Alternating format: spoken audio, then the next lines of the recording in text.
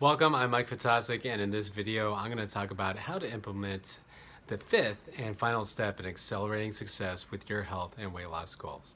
If you haven't seen the previous videos where I talk about how to implement the other steps, then be sure to check that out, and you can access those by clicking on a link somewhere around this video. Now, the people who are most successful in reaching their health goals are those that have a specific result in mind.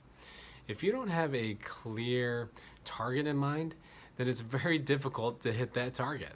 In other words, vague goals lead to vague results. If you have a goal of, I want to be happy, which is pretty much a universal goal that everybody shares, that is very difficult to measure because happiness is subjective. So do this instead.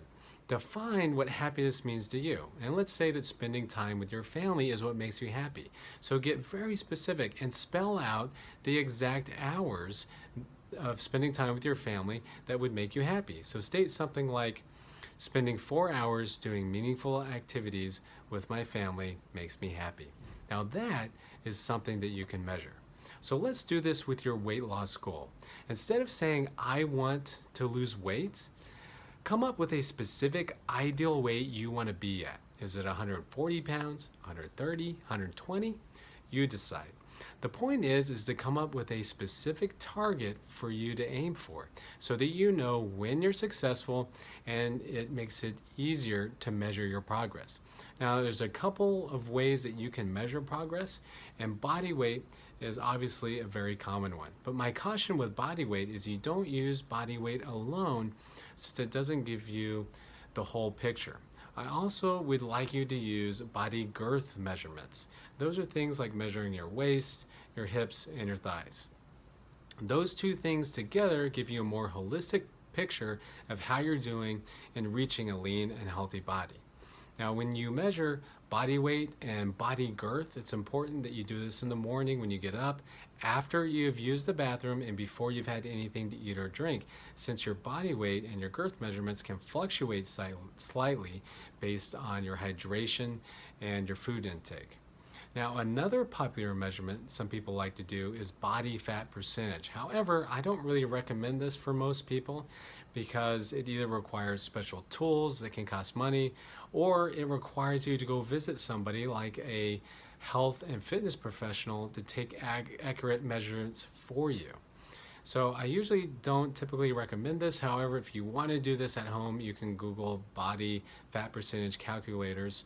And there are a few websites out there where you can input things like body weight and body girth to come up with an estimate for your body fat percentage.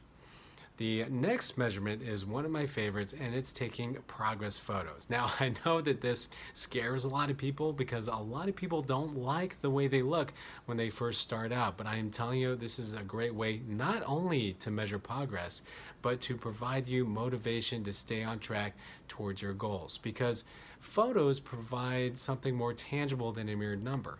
They not only show changes in your body, but also in your confidence and your happiness.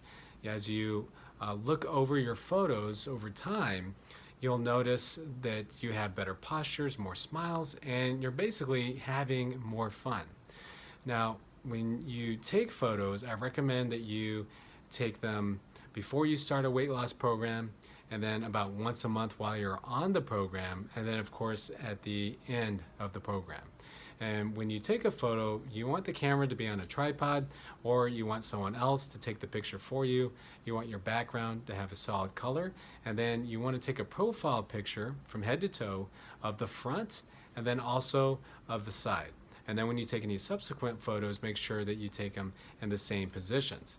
And you want to make sure that you wear clothes that show off your body, because we're looking for changes in your body. So this means wearing things like a swimsuit. And for you ladies, shorts and a sports bra. And for you guys, just shorts with your shirt off. Now, these are things that I call outcome measurements because these are directly related to the outcome that you're looking for. But I want you to focus mostly, and I mean like 90 to 95% of your time, measuring behaviors, because it's your behaviors that ultimately lead to your outcome. So how do we measure behaviors? Well, you do that by measuring the the consistency in which you practice the behaviors that you are trying to develop.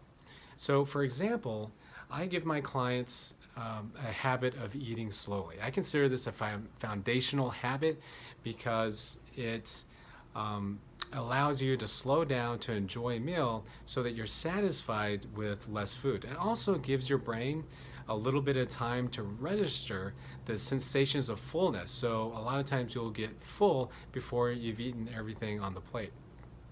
So let's say that you want to practice this healthy behavior yourself of eating slowly. The first thing you want to do is define what eating slowly means to you.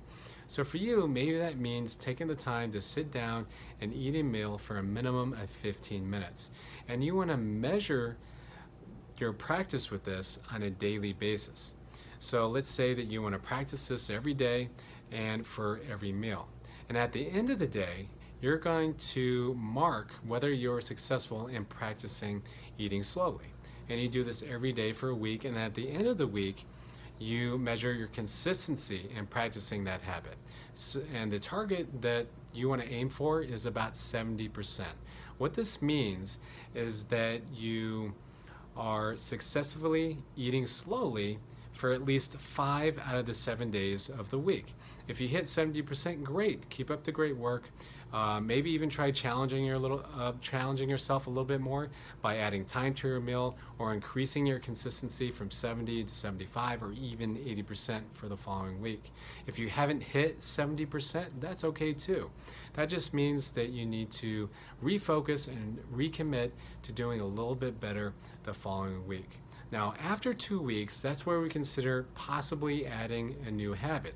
After the 2 weeks, if you've hit this 70% consistency, then you might want to add on a new habit to stack on top of the habit you're already working on, which in this case is eat slowly. And then you do that for the next couple of weeks. Now, if you haven't hit that 70% target, it's okay just to keep working on that one habit of eating slowly until you get your consistency up to 70% or more.